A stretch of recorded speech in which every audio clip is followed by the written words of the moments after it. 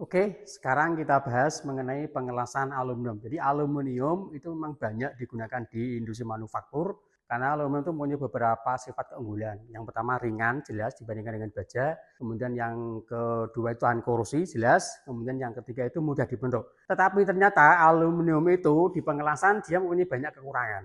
Beberapa kekurangan itu antara lain ini. Jadi kalau kita lihat, ternyata kelarutan gas. Jadi ini bisa hidrogen, bisa nitrogen, bisa oksigen pada temperatur ya. Jadi temperatur rendah 600 ke bawah, ternyata kelarutan gas hidrogen, oksigen, nitrogen itu juga sangat rendah. Ini hanya 0,0.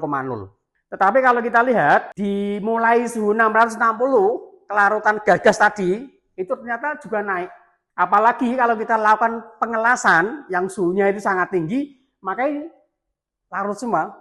Nah, aluminium, jadi aluminium itu mempunyai melting point sebetulnya ya. Sebetulnya aluminium itu melting point-nya itu hanya sekitar 570 sampai 580 derajat Celcius. Tetapi aluminium itu mempunyai lapisan namanya alumina atau aluminium oksid Al2O3. Nah, ternyata melting point dari alumina itu bisa sampai 2000.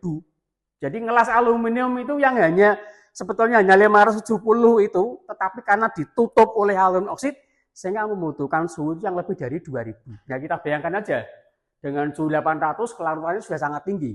Apalagi kalau kita las dengan menggunakan 2000 agar aluminium oksidnya itu bisa meleleh, 2000 ya otomatis hidrogen, oksigen, nitrogen akan larut masuk ke dalam logam las cair semua. Nah, kalau hidrogen terutama oksigen itu larut ke dalam logam las cair tadi dan sampai logam cair tadi itu membeku, larutannya oksigen itu tidak sempat keluar, pasti nanti dia akan meninggalkan bekas namanya porositas atau rongga-rongga di dalam.